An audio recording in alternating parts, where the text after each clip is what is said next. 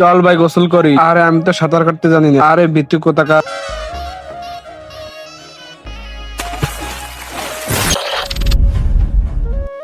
আরে ভাই আমি তো ছোট হয়ে গেলাম। আমি এত ছোট হলাম কিভাবে? আরে এদিকে এদিকে নিচে নিচে। আরে আমি ছোট হলাম কিভাবে? আমি বলতে যে এই নদীতে গোসল করে সেই ছোট হয়ে যায়, কিন্তু কেন সেটা আমরা জানি না। তোমরা ওই খারাপ দানবের জন্য ছোট হয়ে গেছো।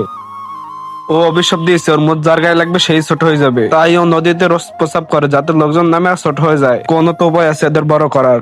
হ্যাঁ ওর বড় ভাই আমার সাথে আসো। ওই দেখো, ওই দেখো ওটা হলো দানবের বড় ভাই। ওর পেশাব যার গায়ে ছিটিয়ে দেওয়া হবে সেই বড় হয়ে যাবে। ঠিক আছে আমি নিয়ে আসি। এই নে দানব, এই পানি খা আর পেশাব কর। আমি পানি তখনই খাই যখন কিছু খাই। তাহলে এই আপেলটা খা। ঠিক আছে। আমি ফল খাই না, আমি মানুষের মাংস খাই। ঠাস, শালা দম থাকলে আমাকে খেয়ে দেখা। দাঁড়া শালা।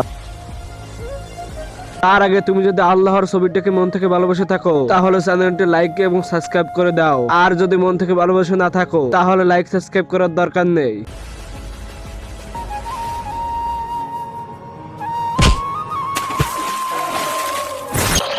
আরে আমি এত ছোট কিভাবে হলাম? হা হা হা, এখন তোরা আমি খেয়ে ফেলবো। না আমাকে খেও না। ঠিক আছে তোকে আমি খাবো না, তাহলে আমাকে একটা কাম করে দিবি। হ্যাঁ এই হাতে মতে দে। ঠিক আছে।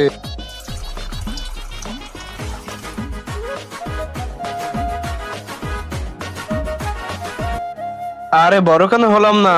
আরে হ্যাঁ বাবা ওরা কেন বড় হলো না? হ্যাঁ আমি বলেছিলাম দানবের পেশাব ছিটালে তোমরা বড় হয়ে যাবে, কিন্তু এই ছেলেটা দানবকে ছোট করে ফেলছে। ছোট দানবের পেশাব ছিটাইছে এই কারণে তোমরা ছোট থাকবে আর বড় হবে না।